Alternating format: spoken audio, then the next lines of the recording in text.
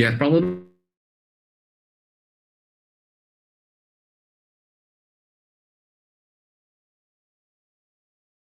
Oke, itu dia sekilas tentang Pepo ya. Ini teman-teman kalau punya keahlian bisa langsung daftar. Nanti bisa tanya ke tim Pepo ya, kemana daftarnya, gimana caranya. Juga di akhir akan dikasih tahu sih gimana caranya. Oke, tanpa berpanjang-panjang lebar lagi ya. Jadi kita hari ini mau sharing tentang pengelolaan income ya, khususnya teman-teman di sini para freelancer ya. Oke, untuk waktu dan slide-nya untuk Pak Boni saya persilahkan. Oke, terima kasih Pak Ranza dan tim ya. Sebelumnya buat audio saya apa jelas nih Pak? Jelas Pak, jelas Pak. Jelas ya. Oke, thank you semuanya yang sudah menyempatkan hadir ya ini semua. Untuk menghemat waktu ini saya mau share aja kali ya. Oke,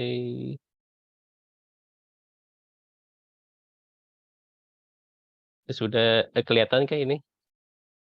Yes, kelihatan Pak. Sudah ya. Oke. Ya, sebelumnya saya mau memperkenalkan diri saya dulu ya. Ini saya sebagai priority customer di Public Gold Indonesia. Public Gold itu perusahaan apa sih? Kan ntar sambil saya menjelaskan dan sharing-sharing, ntar kita bisa ngobrol juga. Dan di sini mungkin sepanjang penyampaian saya, kalau rekan-rekan mau komen atau mau sharing atau apapun, dipersilakan ya, biar saya juga bisa baca chat dan bisa lebih interaktif nanti. Oke, hari ini saya diberi kepercayaan nih sama Pak Ransa dan tim. Terima kasih sekali nih, khususnya mengelola soal yang namanya income ya buat freelancer. Oke, ini perkenalan singkat aja ya. Dan omong-omong, saya juga seorang freelancer loh. Walaupun saat ini saya juga aktif sebagai pembicara juga memberikan edukasi seputar simpanan emas di public gold. Dan kegiatan saya juga ada sebagai blogger, menulis artikel seputar keuangan, dan juga saya live streaming juga di TikTok untuk konten hiburan. Ini buat sosmednya, saya ada di TikTok juga, ada di IG juga, Facebook pun ada ya. Buat rekan-rekan mungkin kalau ada yang mau komunikasi selanjutnya, mau tanya atau sharing, saya sangat terbuka sekali ya. Dan saya juga dengan Pak Ranza ini ada di komunitas Community ya. Itu adalah komunitas di mana pebisnis profesional saling berjejaring.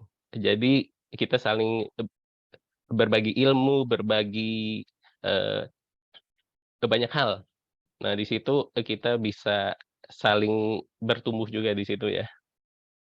Oke, nah sekarang sebelumnya saya mau tanya dulu nih, kalau ada pertanyaan yang paling sulit dari mengolah keuangan itu apa sih? Mungkin rekan-rekan di sini boleh komen dulu.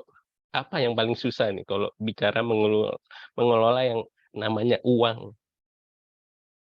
Ya, di sini saya lihat ada Kak Indo Pranata ya, aktif juga nih.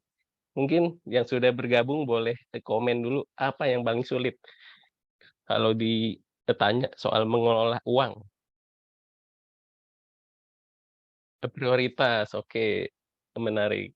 Ada lagi yang mau komentar? Iya, itu kalau bicara prioritas ini kan suka bingung ya, godaan promo diskon, ya itu juga gara-gara ini ya ada tanggal-tanggal keramat 111, 222, 333.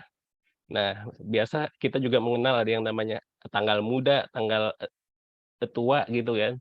Nah, dari yang saya pelajari sebenarnya yang paling sulit dari mengelola uang itu adalah saat kita nggak ada duitnya nih. Gimana kalau menurut rekan-rekan? Apa yang kita mau kelola kalau uangnya sendiri nol, ya kan? E Oleh sebab itu, penting sekali sebelum kita, pusing memikirkan mengelolanya, pusing akan diinvest di mana, simpan di mana, itu, kita harus memastikan dulu kita punya namanya active income nih. Sulit menghentikan juga kalau belanja, ya. Nah, yang itu adalah yang sesudah kita memiliki sesuatu untuk diolah ya. Nah, di sini kembali ya, kalau mau di-share ini ada yang namanya active income, passive income. Dan kalau kita di sini yang bergabung, sebagian besar itu kan eee, masih ini ya, sebagai freelance, mungkin ada juga yang karyawan, kita masih hidup dari aktivitas, dari yang namanya active income nih. Entah sebagai employee atau employee ini kan, freelancer-nya ya. Kalau kita kerja di perusahaan, kita menjadi bawahan bos. Tetapi kalau kita buka bisnis ataupun kita sebagai freelance, yang menjadi bos kita adalah customer kita, kliennya. Nah, di situlah yang kita harus fokus gimana kita bisa memberikan value, kita bisa memberikan sesuatu yang bisa dihargai. Dan sebagai freelance itu ketat sekali ya, kalau di perusahaan mungkin kita ada yang namanya istilah gabut gitu ya. Kalau bos sampai nggak mengerti apa yang dibuat kita, asal kita absen aja itu udah dapat gaji. Lain kalau kita sebagai freelance itu harus ada hasil, harus ada value yang bisa di-deliver ke klien. Nah, oleh karena itu sebelum kita, eee, berpikir asetnya mau disimpan di mana, mau diolah di mana, kita harus bisa meningkatkan skill. Skill dulu, value dulu, dan itu bisa terjadi kalau kita meningkatkan skill kita, meningkatkan network kita. Jadi buat rekan-rekan di sini yang sudah bergabung di Pepo itu sudah sebuah langkah lebih maju lagi ya. Oke, selanjutnya ini ya, ini yang saya ambil dari sebuah, eee, kutipan artikel ya, ini bahwa, pekerja lepas itu saat pandemi, gara-gara income dia terhenti, itu kebanyakan harus berhutang loh, harus berhutang biar bisa hidup. Entah, job-nya sepi, entah mungkinlah juga yang karyawan yang menjadi freelance karena terpaksa dia di-layoff, ada, pemangkasan, dan ini juga yang harus kita, pastikan nih. Kita harus memastikan bahwa, kelangsungan usahanya kita, pekerjaannya kita bisa stabil,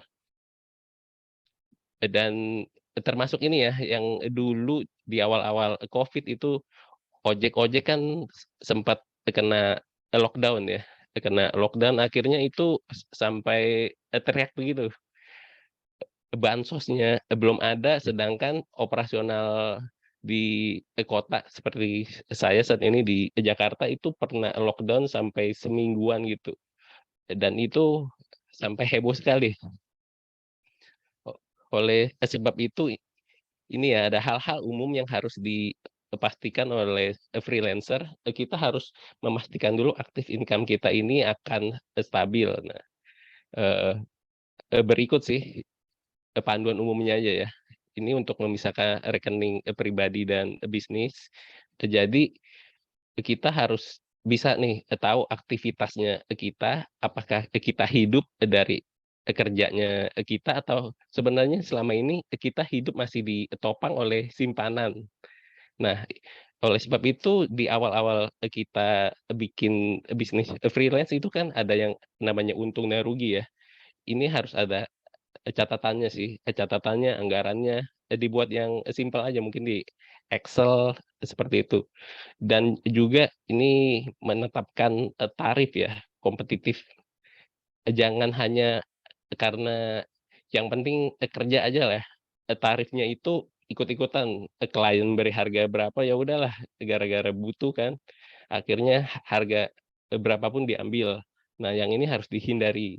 Berikutnya ini juga, kalau, klien minta ini dan itu, eee, dan kita khawatir, kliennya, pergi.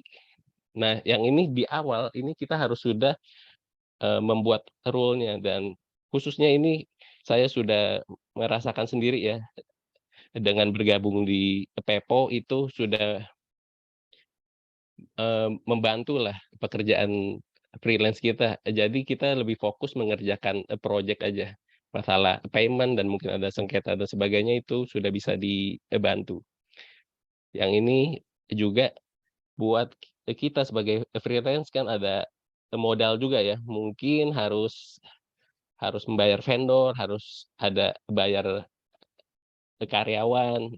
Nah, di sini kita harus sudah mulai dihitung nih, dari awal project sampai akhir apakah cash flow-nya kita sampai kita menerima pembayaran final itu, eee, akan bisa berjalan nih. Jangan sampai buat menyelesaikan project kita harus hutang, karena kalau ada hutang kan ada juga bunga kan, itu nantinya akan membuat kesulitan sendiri buat kita.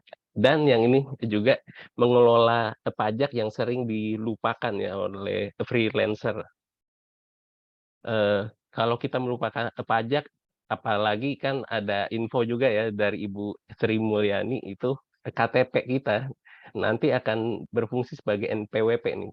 Jadi sejak jauh-jauh hari aja nih, kita harus sudah mulai aware, bagaimana entar sebagai freelance kita akan dipotong, PPh gitu, harus melapor SPT juga, harus melapor harta. Karena kalau sampai kita nggak ngeh di sini, entar surat cintanya baru keluar 2 tahun kemudian itu kita bakal kena ini, kena denda bisa 48% kan, lumayan itu ya.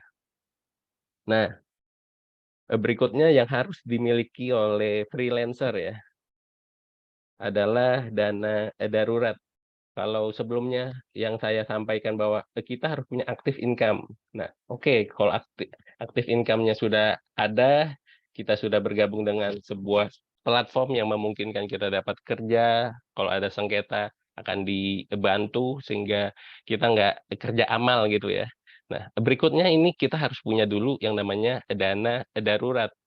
Umpama suatu saat, projeknya kita stop atau ada kendala satu dan lain hal sampai kliennya sudah nggak butuh kita, at least kita punya dana dulu, entah kita bisa switching atau mencari pekerjaan yang lain ya.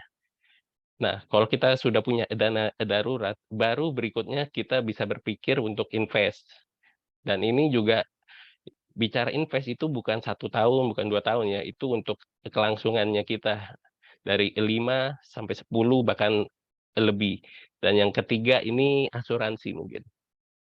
Dan buat asuransi entar ya ada ini ya, ada pembahasannya sendiri. Dia akan sangat, panjang sendiri, cuman yang menjadi catatan aja ya sebagai freelancer, kita harus ngeh ya, yang namanya asuransi dan investasi itu 2 hal yang berbeda. Kemarin di Indonesia di sosmed juga sempat rame ya, ada kasus, yang bilang asuransi ini adalah sifatnya juga sebagai invest. Setelah dananya sudah 10 tahun mau dicairkan, ternyata zonk ya, ternyata itu hanya asuransi murninya saja kebanyakan, investnya nggak ada. Nah, eee, yang ingin saya sampaikan itu, poinnya adalah di sini ya, penyebab, kesulitan, keuangan. Seperti kita tahu ya, ini ada gaya hidup, sepi job, salah investasi, hutang nggak terkendali, pajak lagi. Nah, Eee, seperti yang sudah komen oleh rekan-rekan ya, ini yang menjadikan, penyebab kesulitan keuangan bukan hanya buat freelance ya, ini untuk semua orang. Entah dia sudah kaya, penghasilannya miliaran pun itu nggak menjamin dia akan baik-baik saja keuangannya. Seperti kita ikuti ya kalau di berita ada artis Hollywood yang pendapatannya sudah triliunan, ternyata dia juga bisa, bangkrut ya, seperti itu. Nah, kalau sepi job sudah sempat disinggung dan nanti saya akan ada membahas sedikit soal salah invest ya. Oke, nah ini dia ada sebuah quote juga ya, menurut ilmu fisika, tekanan itu berbanding lurus dengan gaya. Jadi kalau lo ngerasa hidup lo penuh tekanan, mungkin karena lo kebanyakan gaya. Mungkin buat rekan-rekan ini kalau rekan-rekan sendiri ya, ini merasa dirinya ini banyak ini nggak banyak bergaya atau sudah hidup hemat? Mungkin boleh komen dulu atau, Menurut Anda sendiri, Anda ini sudah hemat nggak? Sudah hemat atau masih ini, boros? Biar ini ya, biar saya sambil interaktif, rekan-rekan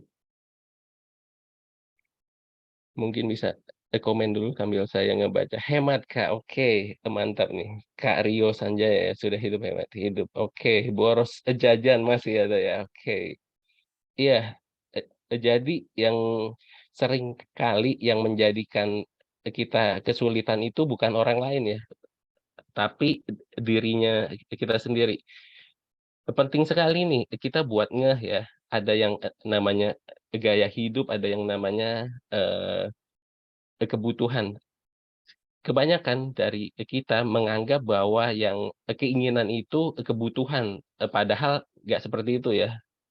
Kalau ingin memenuhi keinginan aja itu, effort-nya, biayanya itu sangat besar. Kalau kebutuhan itu sebenarnya murah. Oleh sebab itu yang harus kita lakukan adalah menurunkan gaya hidup kita. Pastikan gaya hidup kita sesuai dengan income nih. Jangan sampai, income kita mungkin segede gajah, ternyata gaya hidupnya lebih besar lagi, sebesar, dinosaurus. Kalau seperti itu akan ini, masih tahap, proses untuk berhemat, Mas. Oke, ya. Jadi ini ya, kita sama-sama, belajar, dan untuk bisa hemat itu, penting sekali buat kita ini punya catatan aja. Kalau saya lihat di handphone, seperti itu udah ini, udah banyak sekali ya aplikasi. Jadi kalau kita punya income, income-nya sekian, yang masuk tabungan berapa, masuk expense berapa, entar di akhir bulan itu akan, kelihatan nih, proporsinya. Apakah berapa puluh persen buat, transport ataukah buat makan, buat sebagainya itu kalau menurut saya aplikasi seperti itu membantu juga sih buat kita mengontrol ya. Kalau kita nggak bikin, catatan, kita nggak pernah mengerti uangnya yang kita, terima berapa, sisanya berapa, hasilnya, ke itu bisa habis. Dan, berikutnya ini saya mau menunjukkan ya, ini salah satu yang sering luput dari, pandangan, masyarakat ya. Indonesia darurat konsumsi rokok. 25% penduduk menjadi, perokok ya. Dan menurut BPS pun orang saat, pandemi itu lebih rela mereka nggak makan atau mengurangi konsumsinya buat makan, daripada mengurangi konsumsi untuk rokok.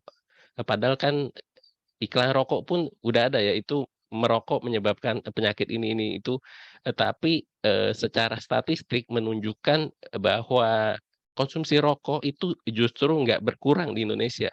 Sekalipun ada wacana mau menaikkan, cukai rokok, itu pun mungkin, karena udah ini ya, udah psikologis. Dan di sini juga saya kutip di, tahun 2011 itu buat iklannya 1,9% meningkat menjadi 21,4% hanya untuk iklan saja, iklan rokok. Ini menunjukkan bahwa konsumsi rokok, gaya hidup yang seperti ini masih meningkat. Dan kalau rekan-rekan search sendiri di Google itu, yang kebanyakan merokok itu justru yang di kalangan masyarakat menengah, ke bawah. Oke, dan di, sini, saya mau menunjukkan nih ya contoh, kasus. Rekan-rekan di sini ada yang ini nggak sebagai, perokok mungkin ya, perokok atau mungkin ada, keluarganya gitu, temennya, ayahnya, saudaranya yang, merokok. Ini, saya sudah membuat simulasi ya, simulasi aja, karena, kemarin saya sempat ikut webinar itu ada dokter dokter yang bikin statistik bahwa, perokok itu sehari di rata-rata merokok 12 batang. Nah ini, saya ambil average aja mungkin ya, kasar aja, konsumsinya mungkin sehari sebungkus itu sekitar, 20.000, sebulan, 30 hari, ini buat, bulannya 12 ya. Jadi itu konsumsi satu orang setahun itu average 7,2 juta rupiah. Dan ini, sudah saya hitung di akhir, tahun kan itu 7,2 juta ya. Dan di sini kita lihat nih kalau di tahun kedua umpama dia masih konsumsi rokok yang sama, dia akan spend lagi 7,2 juta dan ini, eee, bawaannya ya, total dari tahun sebelumnya dan ini di akhir tahun kedua menjadi 14.400.000. Seandainya saja ini dia nggak merokok dan sempat disimpankan ke aset yang beri return 10%, dia akan mendapat growth 7.200.000. Jadi, di akhir ada, penambahan ya, dan ini sudah saya hitung buat, simulasi singkatnya saja selama 20 tahun seseorang hanya menjadi perokok yang dia bakar itu sudah 144 juta sendiri. Belum memperhitungkan seandainya uang ini, tidak dihabiskan di rokok dan dia sempat menginvestkan ke aset yang memberikan return 10% ini, di akhir tahun ke-20 itu sudah 300 juta sendiri nih. Kira-kira, fantastis nggak nih jumlahnya? Ternyata selama hidup selama 20 tahun yang dihabiskan dari satu kebiasaan, kecil ini, yang dibakar sudah ratusan juta ya. Mungkin ini kalau dihargai motor atau mobil atau apa ini? Atau rumah kecil kali ya? Dan yang lebih menariknya lagi ya, ini kalau kita melanjutkan lagi buat 10 tahun kemudian dengan konsumsi yang sama, hanya dengan menambahkan 72 juta ini di akhir tahun ke-30, ternyata yang dia bakar sudah 1 miliar sendiri. Teman-teman mungkin bisa dilihat, wah budget bisa daripada buat rokok, iya betul, rumah Kak, ya itu dia, karena sebagian besar masyarakat kita nggak sadar nih kebiasaan yang kecil kalau kita bisa mengaturnya itu berdampak besar sekali ya. Jadi, sekarang dari hitungan ini udah nggak heran ya orang yang paling kaya di Indonesia bisnisnya rokok, karena ini expand yang seperti ini dikeluarkan hanya satu orang saja, satu orang selama dia hidup. Bisa dibayangkan kalau yang seperti statistik yang sudah saya sampaikan 25% orang Indonesia merokok ya. Dan kalau saya perhatikan ini bukan hanya rokok yang biasa ya, sekarang lebih hits yang vape begitu ya. Cewek cewek-cewek pun sekarang udah ini juga merokok, dia sudah tren sendiri itu. Padahal ini kalau kita bisa hemat dari sini saja sudah s saya sudah berhenti sekitar 5 tahun, setelah 15 tahun merokok. Oh iya nih, Pak Haransa, mungkin ini ya, kalau 15 tahun itu di simulasi ini, ratusan juta juga ya Pak yang sudah di-spend. Iya, jadi, seperti itu ya. Ini baru dari satu kebiasaan saja, merokok saja, belum lagi kebiasaan yang lain ya, mungkin nonton dan sebagainya. Jadi, ngomong soal, mengelola, keuangan itu bukan berarti kita nggak bisa happy-happy, nggak bisa berlibur dan nggak bisa apa, yang penting kita, menggunakan uang sesuai, porsinya ajalah gitu. Jangan sampai gaya hidup atau apalah, mungkin ada hobi-hobi yang aneh gitu ya. Oke. Nah yang jadi pertanyaan, ada nggak sih aset yang bisa memberikan, return ya sebesar 10% setahun? Nah, eee, it yang ini ya, e tadi kan saya sudah bikin hitungan 1 miliar ya kalau bisa berhemat. Mungkin ada orang bilang, "Saya mau mengantar orang tua umroh nih, mungkin mau siapkan anak-anak buat sekolah." Sementara di saat yang sama, kita membuat spending-spending yang nggak perlu nih. Jadi sebenarnya kalau kita spending yang nggak butuh, itu yang kita bakar bukan hanya rokok, yang kita habiskan bukan hanya buat hobi kita ya, tetapi, eee, bisa dibilang masa depan orang-orang di sekitar kita. Karena kita punya hobi yang nggak terkendali gini, umroh hilang, pendidikan anak hilang, dan juga jaminan hari pensiun juga hilang. Oleh sebab itu, ya ini hanya sebagai ini aja sih, pengingat aja ya. Dan ini dia keajaibannya, kita mulai dari active income dan kita menggulungkannya ke aset yang bisa, memberikan, compounding interest ya. Kalau Albert Einstein dia bilang keajaiban alam keajaiban di dunia ada 8 ya, dan yang ke-8 itu ada compounding interest. Kalau di hitungan sebelumnya ya ini, saya mau kembali ya. Ini di tahun ke-30, pokoknya mungkin hanya 7,2 juta. Tapi ini kalau dari compounding interest dengan menggulung-gulungkannya saja itu 84 juta. Dia naik sampai berapanya pokoknya ya ini. Oke, nah berikutnya yang mau saya bahas adalah soal invest ya. Bagaimana nih kalau kita sudah punya mindset yang pas, ini asetnya kita sudah mau hemat, lalu kalau sudah hemat mau disimpan di bentuk apa nih? Nah kan kalau kita salah invest pun walaupun kita sudah berhemat ini kan bisa hilang ya. Nah mungkin rekan-rekan boleh ini, ketik aja dulu, teman-teman kalau punya income penghasilan disimpannya di aset apa ya? Mungkin ada deposito, mungkin ada KPR, atau mungkin ada yang ini, Bitcoin, boleh di-share juga, equity ya, saham ya ini. Oke. Ada lagi mungkin real estate atau apa, obligasi juga ya, oke. KPR ada ya. Rekan-rekan yang lain atau ini simpannya di dompet ini, digital, OVO, ShopeePay, rekening ya, simpan di rumah juga, oke, ya ya. Oke oke. Ya, jadi, untuk memilih aset ya, itu harus disesuaikan yang namanya, tujuan ya. Dan yang harus diperhatikan saat kita menyimpan sesuatu itu adalah yang namanya ilmu ya. Nih, ini ada kutipan dari Twitter-nya Kiyosaki ya. Jadi dia bilang bahwa dalam kondisi pasar yang bull, maksudnya trennya positif ya, itu akan membuat orang yang berinvest seakan-akan pintar. Tetapi saat turun, orang yang merasa pintar ini dia akan kalah dan mengalami kerugian yang besar, dan yang menjadi pemenang itu hanyalah mereka yang mengerti ilmunya. Ini artinya apa nih? Artinya, ketika sebuah kelas aset sedang booming, ketika banyak yang mau beli, itu kita asal membeli pun itu akan untung.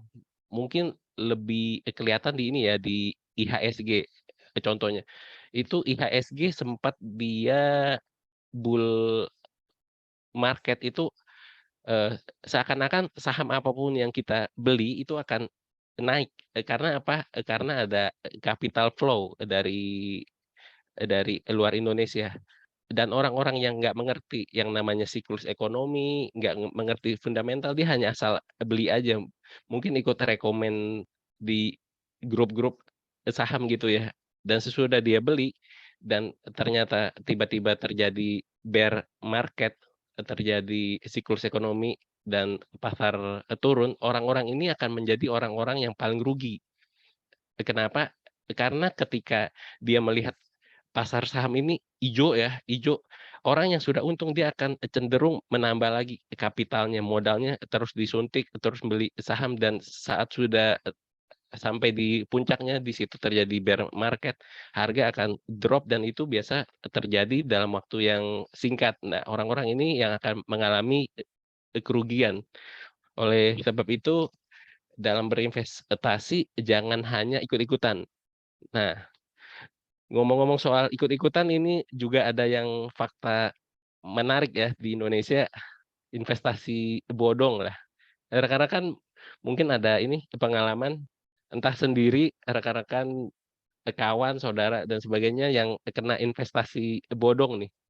Mungkin robot forex ya, yang masih baru, robo ya, ya robo trading, atau juga itu ada yang sempat heboh, kripto ya, kripto pernah dalam semalam dia turun 90%. Nah, yang ini yang harus menjadi, catatan adalah investasi bodong ini biarpun sekarang ada, besok hilang, besok dilarang OJK, muncul muncul, kasetnya lama, cover-nya aja yang baru. Dan yang ini ya, dari berita ini dari tahun 2021 sampai 2022 ini sekitar setahun 2 tahun lah, itu kerugiannya sampai 117 triliun. Padahal sebelumnya di tahun 2020 sampai 10 tahun sebelumnya itu buat mencapai 100 triliun itu butuh 10 tahun. Jadi gara-gara digitalisasi, gara-gara, sistem online, itu investasi bodong ini semakin marak dan korbannya semakin, besar ya. Selain investasi bodong itu juga ada ini ya, ada, perjudian online. Itu saya tempat masuk, grupnya juga, di situ banyak sekali yang, cerita, itu awalnya dia mulai cuma ratusan ribu, akhirnya dia top up lagi jutaan, dan akhirnya sampai hutang, dan akhirnya, yang paling buruk dia, cerai juga, banyaklah itu. Kalau sampai, keuangan sudah terganggu, yang terganggu bukan hanya finansial, keluarga, kesehatan, semuanya terganggu ya. Dan ini, beberapa, panduannya aja singkat buat, ciri-cirinya ya. Ciri-ciri bodong itu, keuntungannya ya, keuntungannya yang nggak masuk akal, bonusnya juga dari rekrut anggota, jadi dia nggak punya bisnis, nggak punya barang, nggak punya jasa, mungkin juga dia pakai, public figure, dan yang, pasti yang keempat, legalitasnya nggak jelas, founder-nya siapa kita nggak jelas, alamatnya nggak jelas, mungkin di, Karibia ya biasanya. Keuntungannya sendiri ini yang dikasih pasti puluhan sampai ratusan persen, padahal kalau kita pikir secara logika aja, itu, pertumbuhan ekonomi di Indonesia 5% aja sudah perjuangan ya. Tetapi ini ada yang kita hanya store uang, nggak ngapa-ngapain, keuntungan bisa puluhan sampai ratusan, persen, dan dia bilang garansi lagi. Itu udah pasti nggak masuk akal ya. Oke, nah yang ini ya, tadi di simulasi saya mengatakan seandainya yang sudah kita sisihkan bisa memberikan return 10%. Nah, di sini saya menunjukkan beberapa jenis kelas aset dari tahun 71 sampai 2019, itu yang di angka sekitar 10% ini saya merekomendasikan gold ya. Gold ini 10,61 ya.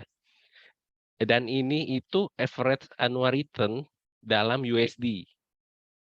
Dalam USD. Jadi selain kita mendapat benefit annual return 10% secara anual, kita juga mendapatkan keuntungan seandainya kurs rupiah lebih rendah daripada USD. Jadi bisa dibayangkan ya kalau kita simpan gold itu selain harga gold itu naik di internasional, kita pun akan mendapat, proteksi seandainya, daya beli rupiah terhadap dolar menurun.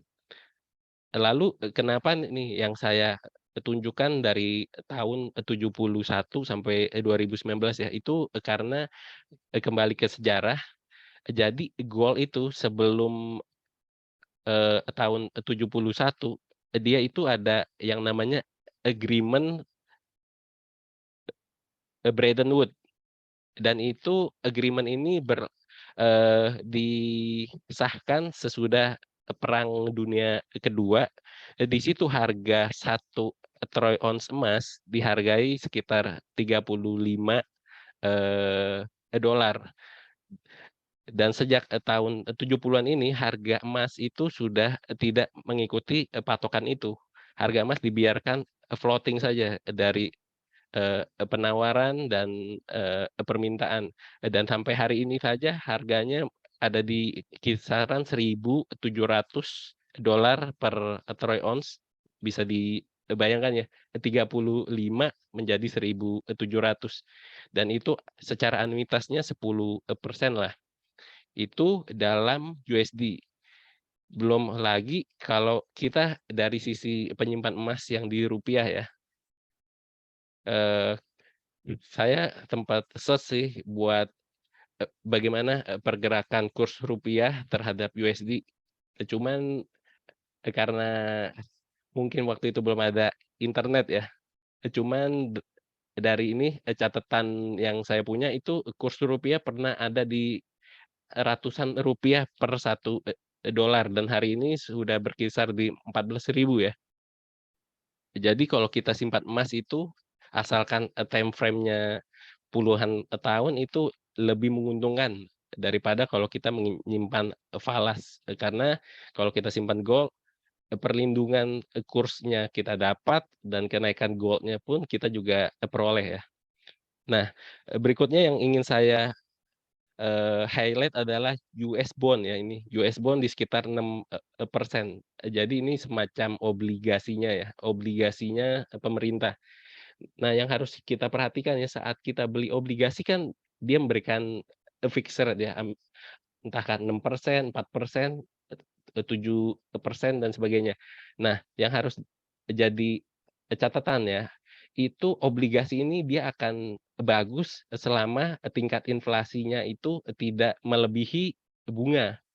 Ini kalau, eee, rekan-rekan mengikuti ya, tingkat inflasi Amerika, di bulan kemarin, bulan Juli itu menyentuh 9%. Bisa dibayangkan inflasi 9%, sedangkan yang diberikan interest itu hanya 6%. Berarti itu ada gap 3%. Boleh dikatakan dengan kita memegang obligasi dengan kondisi inflasi yang di atas bunganya obligasi, itu kita sudah dijamin kekayaan kita merosot 3%. Jadi kalau kita menyimpan obligasi, jangan langsung, bahagia gitu ya, "Wah, hari ini saya punya 1 juta obligasi 6%, berarti saya dapat 60.000." Secara nominal iya ada peningkatan, tetapi daya beli kita 1 juta tambah 6% dikurang inflasi 6%.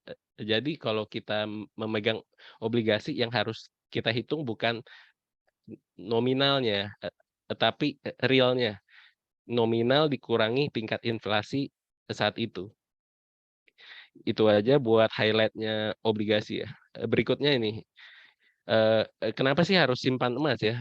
Ini kalau diperhatikan juga, simpanan emas itu, secara global itu dia meningkat ya. Ini yang saya ambil dari tahun 2022 ada peningkatan oleh aktivitas bank sentral seluruh dunia, entah itu Rusia, Cina, dan Eropa.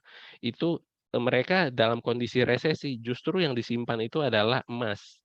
Jadi, eee, kalau bank sentral saja sudah menyimpannya di dalam bentuk emas, ini ada baiknya kita ikut-ikut aja sih buat jaga-jaga ya. Karena kalau rekan-rekan sendiri ada waktu, bisa lihat aja ini di YouTube-nya Robert Kiyosaki ataupun ahli-ahli keuangan internasional ya yang membahas soal resesi. Mereka mengatakan bahwa resesi yang kali ini itu berbeda dan sewaktu-waktu bisa berakibat global dan bisa menurunkan semua aset ya, entah ekuitas, entah obligasi, entah pasar properti. Dan ketika itu terjadi, salah satu aset yang bisa menjadi hedging kita adalah di logam mulia, entah itu emas ataupun, silver. Nah, berikutnya ini ya, saya menunjukkan bahwa, kapitalisasinya silver di nomor 7, gold nomor 1 ya. Jadi secara global pun orang-orang masih, percayalah menyimpan emas, perak itu relatif aman. Ini kalau nomor 2 saham Apple, ini di 2,4 triliun ya ini, 2,4 triliun dolar lagi. Ini Apple dulu sempat menyentuh, 3 triliun, cuman, karena, koreksi, turun. Jadi kalau secara historis itu menyimpan gold itu aman lah, dan ini juga buat rekan-rekan mungkin ada hadisnya juga ya. Ada hadis, eee, dulu membeli seekor, kambing 1 dinar itu untuk seekor, kambing dan hari ini pun harga seekor, kambing di sekitar 4 jutaan juga itu masih, sama, dan di tangan saya ini ada 5 dinar, berarti, saya di tangan saya ini sedang menyimpan juga ya 5 ekor kambing. Jadi kalau kita menyimpan emas itu semacam ini, semacam pertahanan aja ya, dan banyak ahli keuangan yang menyarankan at least menyimpan emas itu 10% dari aset kita. Jangan sampai karena kita agresif dan semuanya disimpankan ke, aset-aset yang mungkin return-nya besar, tapi resikonya pun, besar juga. Oke, next. Dan ini kalau kita menyimpan emas secara fisik itu juga secara psikologis akan membuat kita lebih ingin menyimpannya ya. Lain kalau kita simpannya OVO, ShopeePay, GoPay dan sebagainya. Kalau kita mungkin dapat email atau notif, ini sebentar lagi ada promo 111 888 999 itu secara psikologis akan membuat kita lebih mudah belanja. Lain ya kalau kita simpan emas fisik, kita pegang. Kalaupun kita ingin membeli saat ada promo itu, baru mau dijual saja sudah agak repot, ep promonya, sudah hilang. Jadi kalau kita simpan emas itu, memang akan lebih membantu sih mengontrol, keuangan. Berikutnya ya, ini mengapa yang saya pilih, public gold, ya, karena, produknya sendiri adalah gold ya. Dan yang kedua ini adalah emas itu lain ya kalau kita simpan aset-aset yang mungkin ada yang pernah bergabung dengan MLM atau apa, eee beberapa MLM itu atau yang menawarkan bisnis ini dan itu misalnya simpan, pakaian dan sebagainya itu kalau nggak laku akan ada yang namanya, penyusutan value ya. Lain kalau menyimpan emas. Emas itu memang diciptakan buat disimpan, jadi kalaupun kita simpan itu harganya, tidak menyusut. Tapi kalau kita simpan justru harganya akan meningkat. Dan yang berikutnya di public gold ini kita juga sebagai customer, kita ada peluang juga nih referral, eee, menjadi referral ya. Jadi kita juga bisa mengembangkan, bisnisnya juga. Bahkan kalau kita punya, klien ya misalnya sebagai, freelancer punya, klien yang besar dan kita bisa mereferalkan public gold, mungkin, klien kita mau order seperti emas yang ukuran 1 gram, setengah gram seperti ini buat dia menjadi souvenir, itu pun, kita bisa mendapatkan cashback sekitar 1% ya, tanpa kita harus memiliki modal layaknya toko emas. Yang keempat, tentu saja minimnya resiko ya, harga emas nggak bakalan nol lah. Dan berikutnya di public gold saya mendapatkan banyak ilmu, banyak insight, dan yang pasti public gold ini bisa dipercaya. Buat rekan-rekan yang masih belum tahu public gold seperti apa, Anda silakan ya mau search di Google dan sebagainya. Hanya saja memang di Indonesia berhubung, pabriknya baru beroperasional di bulan April ini dan juga, branch-nya masih, baru-baru, ada di Jakarta, Bandung, Jogja, dan ini ada, fotonya juga dari, pabriknya. Ya, masyarakat masih, belum banyak dengar soal, public gold. Padahal ini kalau kita keluar negeri seperti itu ya, ke Dubai atau apapun kita membawa dinarnya kita, itu mau kita jual pun, bisa. Dan ini beberapa buktinya ya, emas kita sudah diterima juga di, Pegadaian. Ini ada 1 keping logam mulia 1 gram public gold ditaksir logam mulia 24 karat ya ini. Ini juga, transaksi bulan Mei ya, sudah diterima di, public gold. Ini sempat dibawa langsung ke office-nya. Jadi, public gold ini, selain dia memberikan ilmu, dia juga punya bisnis, sudah bisa internasional dan yang pasti simpanan emas mungkin bukan yang terbaik ya, tergantung, time frame kita, tujuan kita seperti apa, tetapi menyimpan emas itu, perlu menjadi pertimbangan lah. Jangan sampai semua aset kita di aset-aset beresiko. Oke, mungkin itu aja dulu dari saya kembalikan ke Pak Ranzah untuk sesi, berikutnya, Pak. Mantap. Oke, terima kasih Pak Boni buat paparannya ya. Nah, itu dia teman-teman ya. Wah, kita dapat ilmu banyak banget nih gitu ya. Jadi dulu memang saya berhenti ngerokok bukan karena harus investasi sih. Karena memang saya mau berhenti aja gitu. Lebih syukurnya memang sekarang ternyata baru kerasa ya gitu ya. Tapi sekali lagi ya disclaimer ya, kita nggak bicara salah benar merokok atau tidak merokok ya. Cuman ini Iya, iya. pandangan di mana Mhm. kita bisa sebetulnya gitu uang rokok yang kita bisa sisihin itu sekitar tadi yang dipaparin sama Pak Boni ya gitu. Oke. Nah, sekarang kita masuk ke sesi tanya jawab nih. Monggo teman-teman dari paparan Pak Boni tadi dan tim kira-kira apa yang mau ditanya ini terkait pengelolaan income-nya gitu. Silakan mau raise hand, open mic boleh atau mau chat Iya. juga boleh. Nah, oke. Kak Indo Pranata mau open mic boleh Kak? Monggo.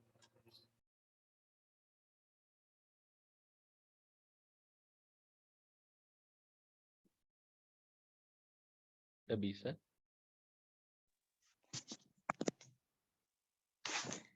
Ya, halo, selamat pagi. Setiap pagi. Selamat pagi. Iya, Ya, iya. apakah suara saya sudah terdengar, Kak? Jelas ya. Silakan. Ya, terima kasih untuk Kak Ransa kesempatannya pada pagi hari ini. Dan terima kasih juga untuk Kak Boni Hmm. dalam membagikan ilmu dan materinya pada pagi hari ini. Mohon maaf, Kak, sebelumnya izin bertanya. Bagi para pemula yang ingin untuk investasi jangka panjang, apakah Mhm. Kakak ada saran atau tips yang benar-benar bisa yakin bahwa seorang customer atau freelancer ingin berinvestasi di suatu bidang yang tepat itu seperti apa? Lalu yang kedua, bagaimana supaya generasi milenial dan zaman sekarang, khususnya yang sudah paham akan teknologi digital, termasuk belanja online dan sebagainya, Kak, itu untuk lebih waspada dan supaya tidak menjadi konsumtif, bagaimana ya, Kak? Terima kasih. Oh, oke, oke. Ya, terima kasih buat Kak Pranata ya ini pertanyaannya. Oke, jadi sebelum kita berinvest ya, itu yang sudah saya sampaikan di materi juga ada yang namanya dana darurat. Jangan sampai untuk kebutuhan pokoknya kita belum aman, kita sudah berani berinvest. Apakah di saham, apakah di emas, atau apalagi di aset-aset yang nggak liquid seperti properti ya.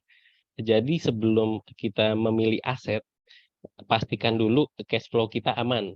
Pastikan dulu seperti yang sudah saya sampaikan, yang paling sulit dari mengelola keuangan adalah uangnya itu nggak ada, uangnya itu kurang.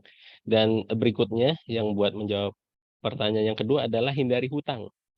Seperti kita tahu ya, itu kalau yang namanya hutang itu sudah pasti ada ini bunganya. Dan kalau ada bunga dari yang sebelumnya kita harus bayar 100 itu bisa menjadi 110 dan itu bisa bergulung ya.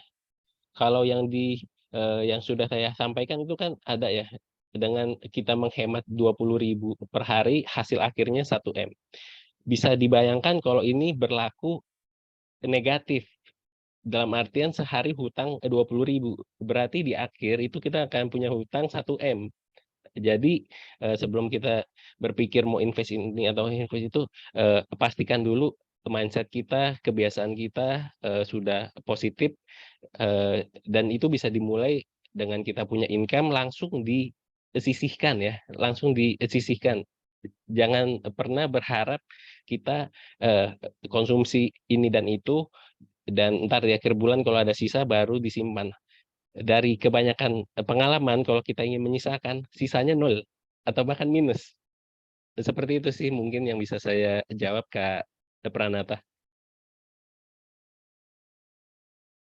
apakah cukup? Oke. Dan bisa jawab ya, Kak Ya, Kak, sudah Pras. cukup. Terima kasih untuk Oke, Oke, penjelasannya. oke. ini Ya. saya lanjut ke pertanyaan selanjutnya ya, Pak Buni ya. Ini dari Mhm. Rizky. Ada 2 Rizky nih kita pagi ini nih.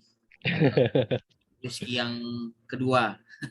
Rizky pertama Mhm. tadi yang aktif kan Kak Rizky ya. Oke, Iya. izin bertanya Kak Boni, bagaimana tips merencanakan keuangan jangka panjang bagi seorang Mhm. freelancer? Terus berapa idealnya dana darurat yang harus kita sisihkan dari penghasilan kita nih untuk investasi masa depan? Lalu serta investasi apa yang cocok bagi generasi milenial sekarang ini dengan risiko yang minim? Apakah emas, deposito, properti atau saham? Berarti ada 3 nih pertanyaannya. Ngerencanain mana, nominalnya berapa untuk dana darurat, terus instrumennya apa nih Pak Budi kira-kira? Monggo. Instrumennya. Oke, oke.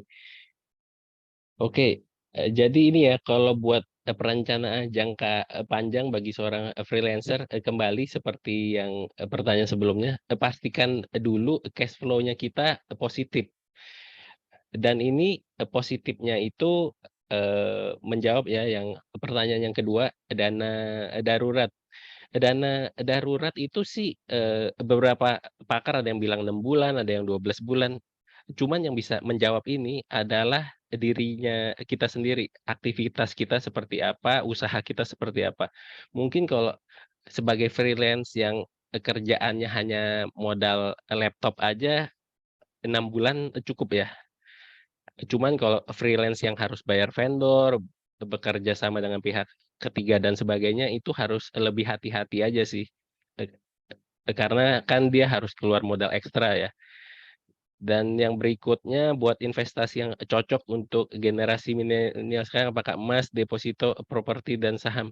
Ya, buat, milenial ini ya, jadi kalau kita berinvestasi itu harus disesuaikan dulu nih, profil resiko kan ada 3 ya, ada yang konservatif, ada yang, eee, tengah tengah, ada yang agresif juga ya. Saran saya sebelum kita mulai yang agresif, pastikan dulu, yang konservatifnya itu ada dulu.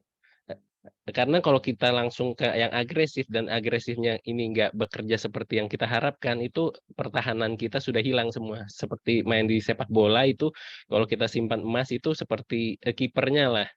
Kalaupun striker kita nggak berhasil bikin gol, at least ketika ada serangan balik masih ada back, masih ada kipernya.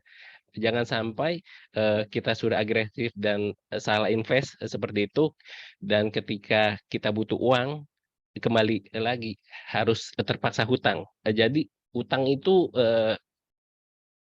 nggak enak banget lah ya kalau sampai utang, sudah dikejar-kejar, kalau banyak hutang sendiri kan ini ketika kita mau bekerja, produktivitas pasti, turun ya, pikiran kita, bagaimana nih buat bayar hutang dan akhirnya, eee, dari kebanyakan sih ya, ini orang yang berhutang itu karena dia salah investasi dan akhirnya dia mengambil lagi investasi yang lebih beresiko.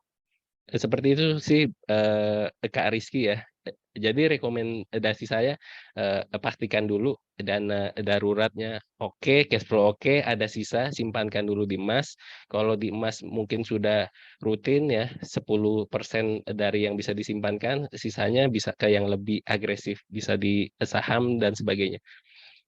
Seperti itu Pak Ransa. Oke, itu dia Mas Rizky ya. Mudah-mudahan bisa menjawab ya. Oke, ini selanjutnya ada pertanyaan lagi dari Kak Rio Sanjaya. Kak Rio Sanjaya, instansi SMKN 3 Pontianak. Wah, halo Pontianak nih. Iya. Luar biasa. Nah, ditujukan untuk Mas Boni Sisanto dan Mas Ransa Primero. Wah, ada namaku disebut ini, Mas. Iya, Oke, ada juga.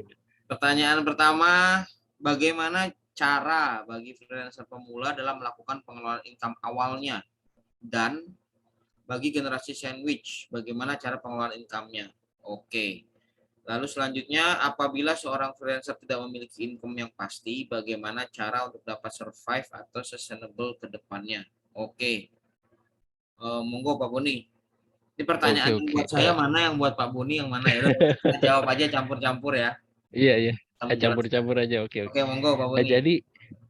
Jadi buat mengelola income ya, ini yang sering kali luput ya, adalah kita nggak membikin catatan. Terima ya udah, terima aja. Kita nggak pernah membuat, pembukuannya ya, masuknya berapa, keluarnya, berapa. Itu yang menjadi, kesalahan sih itu. Kalau kita bikin note dan kita akhirnya sadar, "Oh, ternyata, pos yang saya selama ini nggak butuh ini sebenarnya bisa dikurangi." Eee, itu, poin yang, pertama ya. Lalu yang kedua untuk generasi sandwich ya, berikutnya kalau kita sudah punya note dan kita sudah punya, catatan yang harus kita benahi adalah, mindset kita juga, kebiasaannya kita. Kebanyakan sih yang bikin, penghasilan kita kurang adalah gaya hidup ya. Jadi harus dilihat juga nih, apa saja yang sudah kita, keluarkan ini. Dan yang enggak yang bisa menjadi masukan saya sih, ini, komunitas kita ya. Dengan siapa kita bergaul itu akan mempengaruhi bagaimana spending, kita. Jadi kalau kita banyak bergaul dengan orang-orang yang boros dan kita nggak bisa membawa diri, pasti ikutan boros. Selanjutnya ini buat freelance yang nggak punya income yang pasti, gimana biar survive. Satu-satunya cara yaitu, tingkatkan skill ya, tingkatkan skill, tingkatkan networking. Dengan kita banyak kenal orang, banyak skill, itu akan membuka peluang kita. Mungkin kita akan punya pekerjaan yang, saat ini berbeda, dan itu bisa terjadi kalau kita terus meningkatkan skill dan juga banyak bergaul dan, seperti ini, kita kenal Pepo, kenal rekan-rekan komunitas apapun itu. Seperti itu sih Pak, jawaban saya. Oke, thank you Pak Boni. Saya sedikit nambahin sih ya, untuk Mas Rio ya. Jadi yang menarik pertama itu memang sejadi freelancer itu mindsetnya harus freelancer gitu. Nah, salah satunya adalah gini. Banyak rekan-rekan freelancer itu yang kasih insight bagus ke saya adalah untuk mindset tentang penghasilan tidak pasti ini, Mas. Jadi mereka itu berpikir sebaliknya. Pertama kali memang harus dibentuk adalah penghasilan tidak pasti ini pelan-pelan dirubah menjadi penghasilan tidak terbatas, Mas.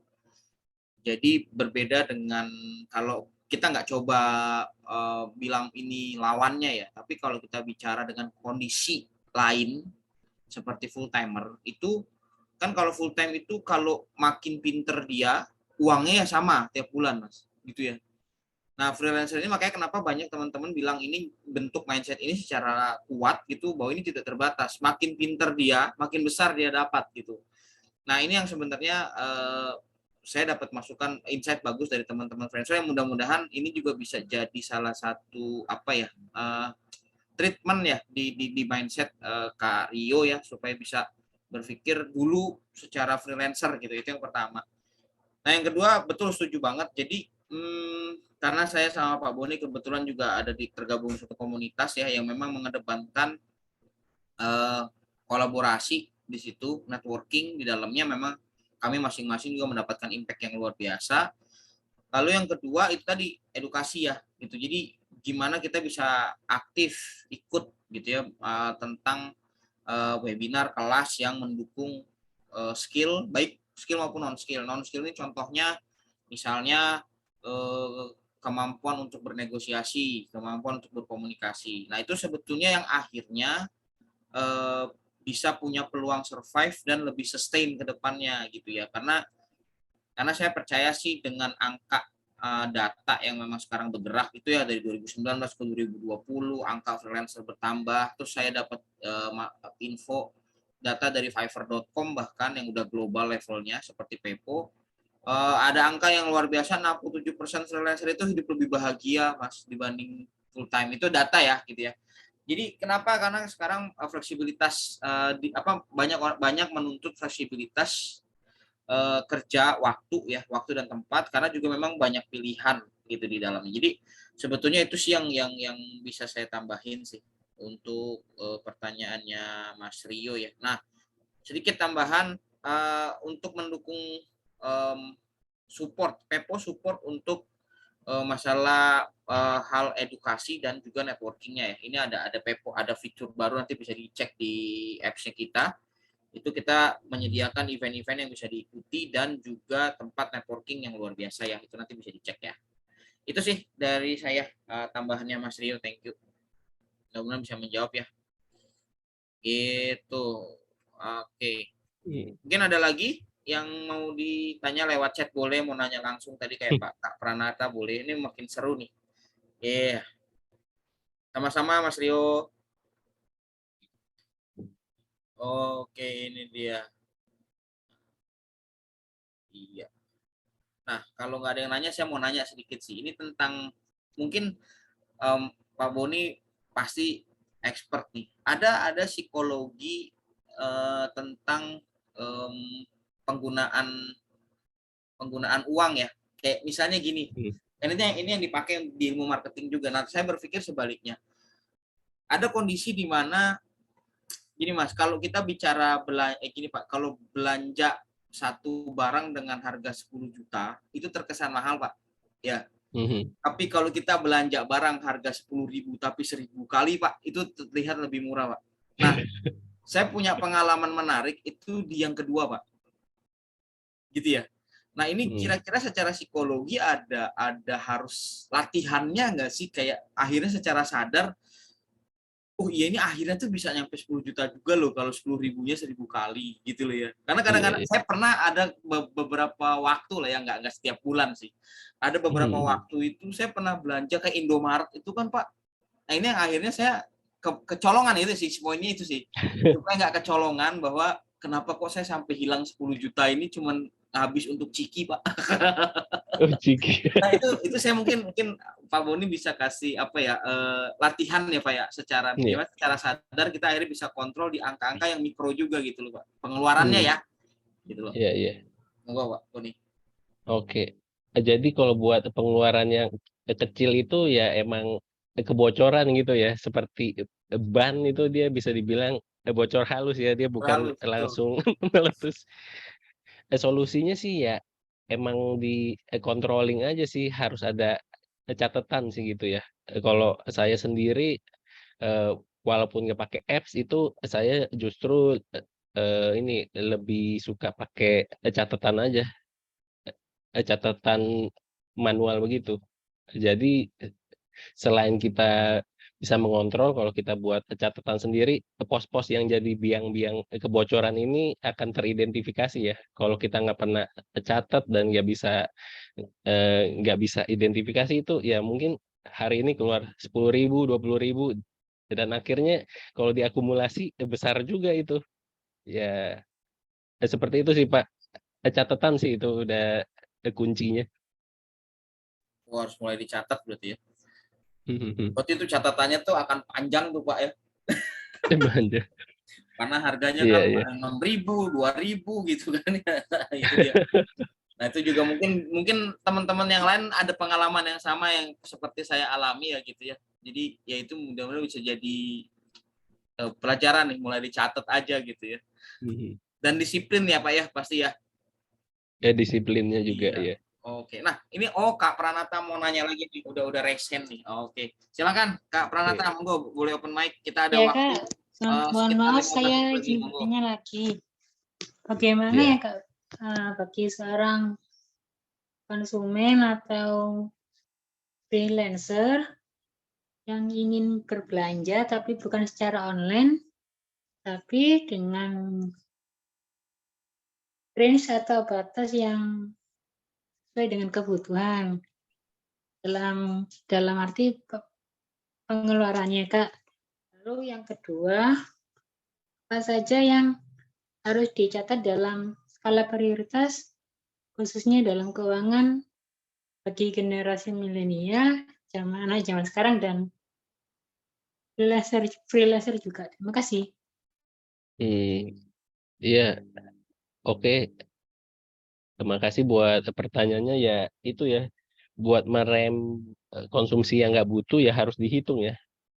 Harus dihitung, harus dibuat catatan, dan makanya di slide yang saya buat sendiri itu udah ada hitungan real ya, itu bukan angka yang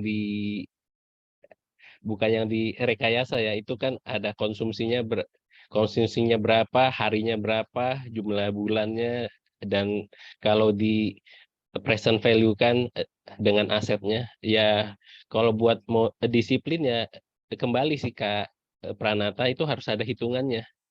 Harus ada hitungannya.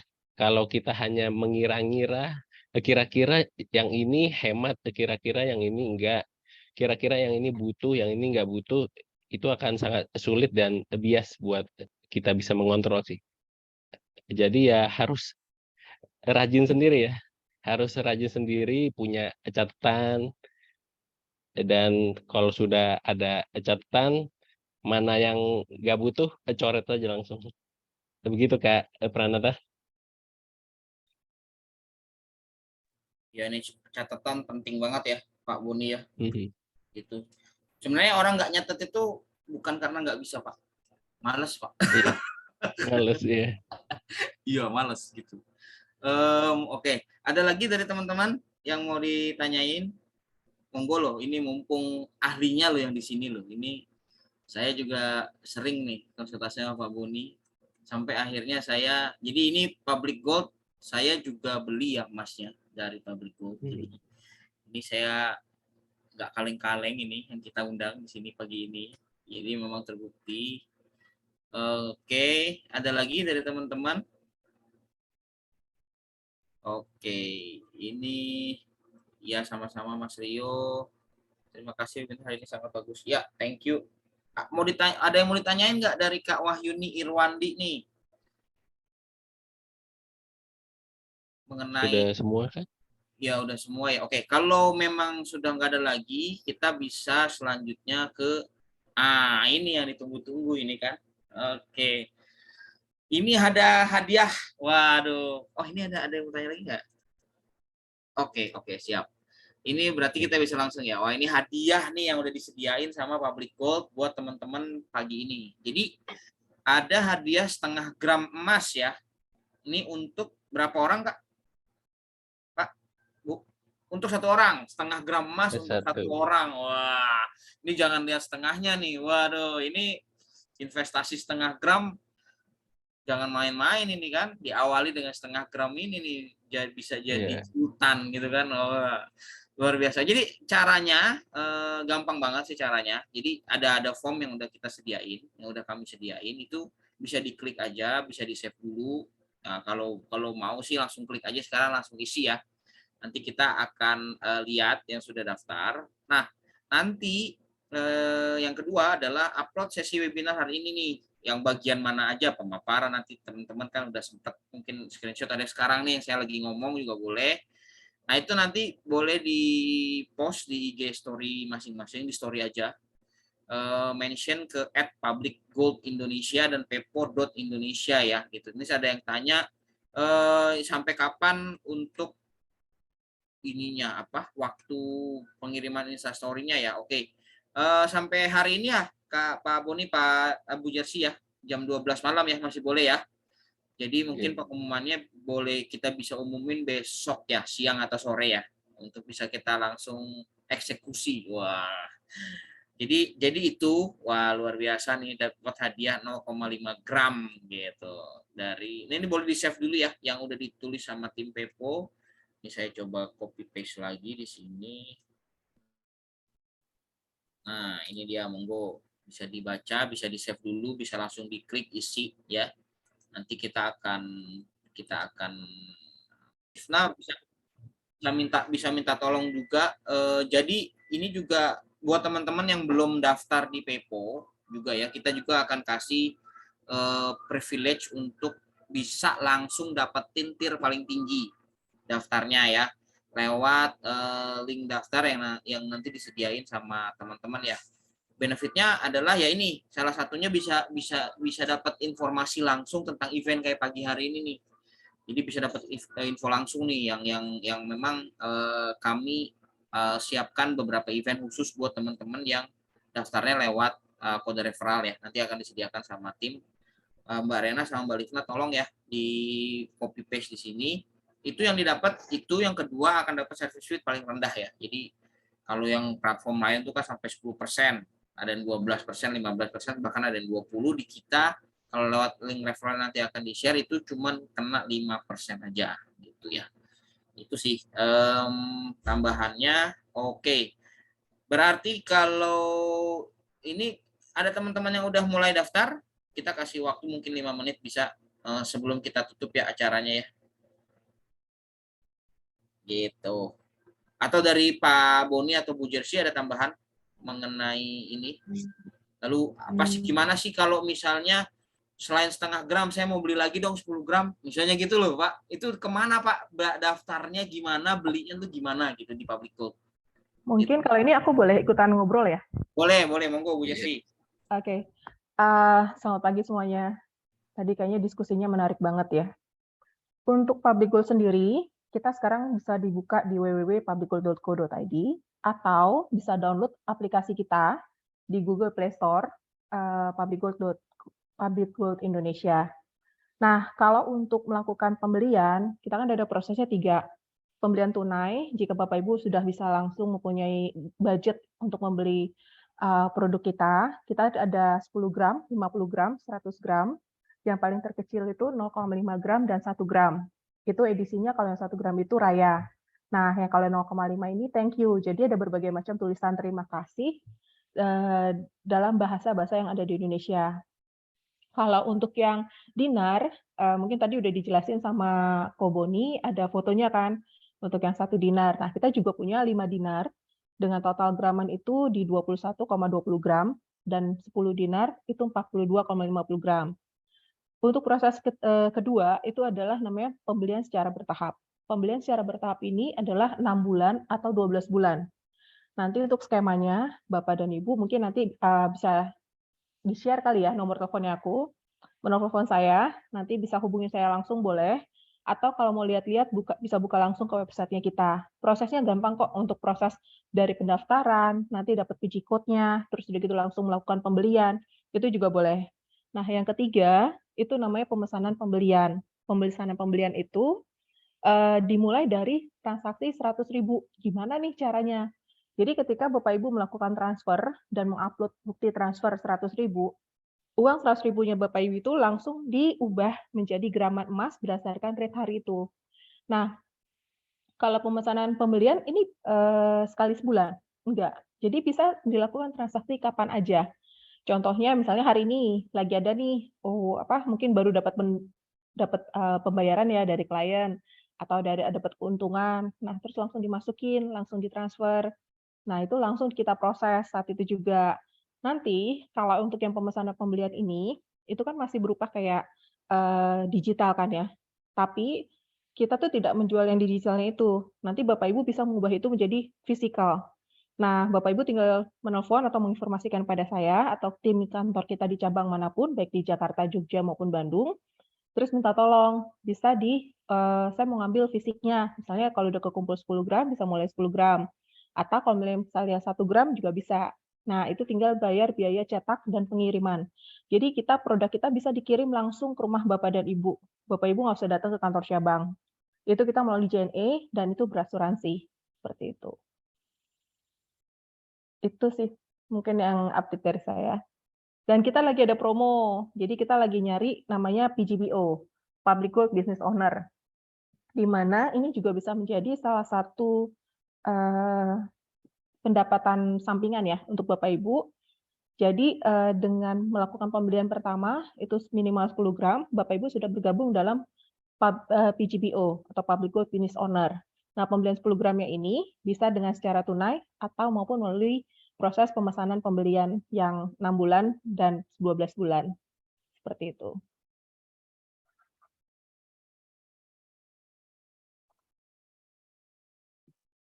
Ada pertanyaan nggak?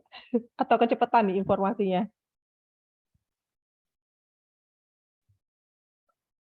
Iya, untuk yang mau bertanya mungkin itu ya, kalau sudah isi form registrasi sih, itu dari Public Gold itu akan ini sih, akan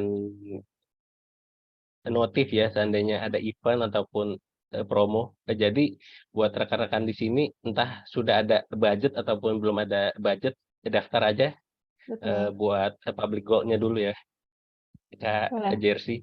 Iya, betul. Jadi daftar aja dulu, kalau memang sudah ada budgetnya baru mulai mau menyimpan emas, it's okay. Mm-mm. Dan buat yang sudah mendaftar itu kalau kita ada seminar ataupun ada webinar akan di-invite lagi kok. Betul. Karena Kita buat bisa seminar offline dan sendiri, online. ya itu juga Mbak Jersey ini udah berkeliling Indonesia juga, dia sudah ke Kalimantan, ke Madura, kemana buat isi seminar. Dan mungkin rekan-rekan di sini kan juga ke seluruh Indonesia ya. Tuh Betul. ada Mas Rio juga ke Pontianak, mungkin kalau Mbak Jersey sempat ke Pontianak ntar bisa ikut aja seminarnya di situ. Kalimantan kita akan Itu aja buka sih, kantor cabang di Banjarbaru. Mungkin Banjarbaru. dalam bulan ini. Iya. Tapi kita Iya, juga iya. kalau misalnya Mas Rio yang dari Pontianak itu kita kalau nggak salah bulan ini kita mau hari ini di Palangkaraya, ada juga di Tanjung Bun ya. Jadi nanti kalau misalnya itu mungkin kalau boleh nanti saya kasih nomor handphone saya, bisa di-add aja. Nanti dari situ saya informasi kita ada seminar-seminarnya offline-nya di mana aja. Jadi bisa ikutin, bisa datang, bisa tanya atau misalnya hubungin saya juga boleh. Wah, tuh. Oh, Jatim, Jatim ada. Jatim. Rencananya minggu depan. Oh, Jadi Jatim Jabar depan. Malang tanggal 9, tanggal 10-nya itu di Surabaya, tanggal 11 itu Madiun. Madiun tuh. Mhm. Habis ikut seminar kan tinggal nyebrang dikit ke Bali tuh liburan. Wah, mantap gitu. Pengen tuh, Pak. Iya. Jadi luar biasa ya informasinya ini. Kalau teman-teman di sini kalau tergabung di grupnya Public Gold ya, kalau yang belum nanti bisa hubungin ke timnya Pepo. Nanti Pepo invite ke grupnya Public Gold supaya bisa ngobrol lebih lanjut sama Kak Jersey ya. Betul. Siapa tahu nanti mau teman-teman atau rekan yang lain mau ada seminar khusus mengenai investasi emas ini ya gitu dari Public. Boleh. Wah, gitu dia. Ya. Sambil tanya-tanya cabangnya mana lagi sih Public Gold. Nah, itu Boleh. dia loh. Dan kalau misalnya memang bapak-bapak dan ibu-ibu punya kayak saya mau ada acara, boleh nggak ngisi, atau misalnya saya punya bazar, boleh nggak Public Gold untuk join? Nah, itu juga kita bersedia untuk membantu untuk acara-acara itu. Mantap kan tuh, luar biasa loh ini. Jadi nanti bisa lebih lanjut ya, kita paralel di chat ya. Nanti Boleh. Bu Jersey sama Pak Boni ada di dalam situ. Jadi teman-teman bisa langsung tanya aja ke beliau-beliau ini ya. Nanti jangan lupa ya kalau yang belum tergabung di grupnya Public Gold dengan Pepo, nanti bisa hubungi ada Kak Rena dan Kak Rifna di nomor telepon ini ya, saya tulis nih. Ini di WhatsApp ini. 3. Nah, di nomor itu nanti bisa hubungi timnya Pepo untuk saya belum ada nih di grupnya gitu ya, nanti bisa kita connect ya gitu. Oke. Mungkin sebelum kita tutup ya, ini kita udah di penghujung acara nih, atau teman-teman ada yang sambil nge-save, sambil ngeklik, sambil ngisi form ya, gitu ya. Sebelum ke acara penghujung acara, boleh dong izin Pak Boni buat kasih closing statement nih tentang webinar kita hari ini, atau tentang kiat-kiat gimana ke depannya investasi untuk teman-teman. Monggo Pak Boni. Dan nanti Bu Jersey juga boleh ya. Oke, Pak Ransa. Terima kasih ya. Jadi buat mengelola income itu yang paling penting itu adalah ini ya, mindset dan ilmu. Tanpa ada mindset dan ilmu, mau income sebesar apapun, mau penghasilan seperti apapun, kita nggak bisa mengelola, akan hilang juga. Itu yang pertama. Terus yang kedua, kalau kita mau menyimpan sesuatu, mau berinvest, mulailah sejak awal ya. Jangan kita menunggu waktu ya. Karena seperti yang sudah saya sampaikan, semakin kita awal memulai, semakin digulung itu efeknya akan semakin besar. Kira-kira seperti itu aja sih Pak Ransa. Mungkin tambahan dari Bu Jersey ada sebelum kita tutup? Masih di mute, Bu. Sorry. Kalau dari saya, terima kasih buat Pak Ranza untuk kesempatan boleh kita bekerja sama dengan Pepo. Dan mungkin saya cuma mau ngasih tahu seperti ini. Ini banyak banget kenapa saya ngerasa tergerak dan pengen menyebarkan, sebenarnya misi dari Public Gold Indonesia itu bukan hanya mencari untung ya, atau misalnya mencari orang banyak membeli produknya kita, bukan. Tapi kita mengedukasi seluruh masyarakat yang ada.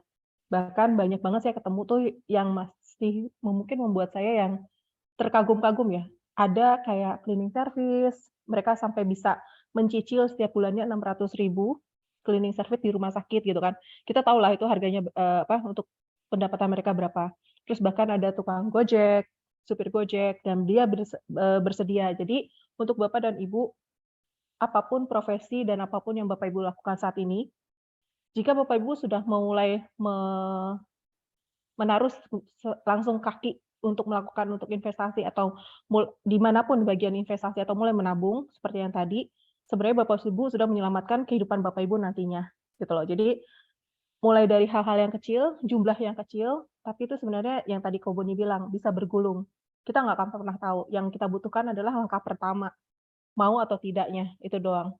Ketika sudah melakukan langkah pertama ini, kedepannya nggak susah kok. Saya juga sebagai staffnya Public Gold, saya juga melakukan pembelian emas, dan kalau saya dengar dari semua cerita, sebenarnya ketika mereka melakukan itu, mereka jadi pengen lagi, jadi nambah gitu loh. Ada suatu kayak membuat mereka tuh menambah terus untuk investasi di emasnya mereka. Bahkan ada yang tiba-tiba ketika mereka membutuhkan uang, mereka dengan gampang menukarkan itu atau menjual ke Pegadaian atau misalnya ke toko emas, dan mereka bisa langsung dapat. Jadi untuk Bapak dan Ibu, terima kasih untuk kesempatan kami diperbolehkan menjelaskan tentang Public Gold Indonesia.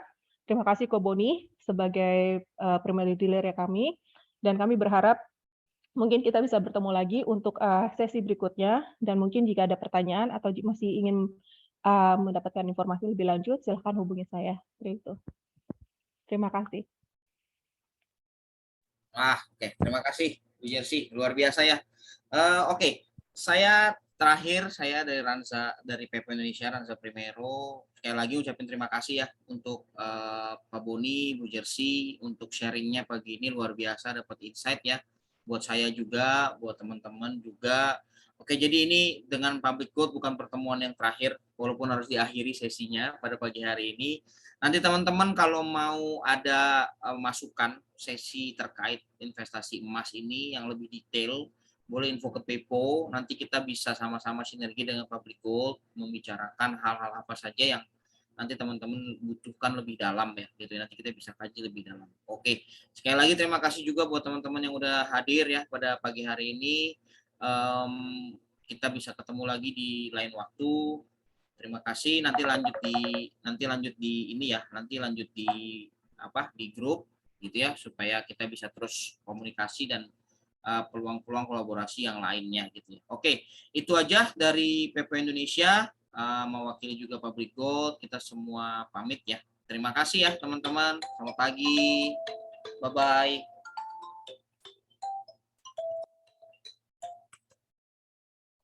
Terima kasih.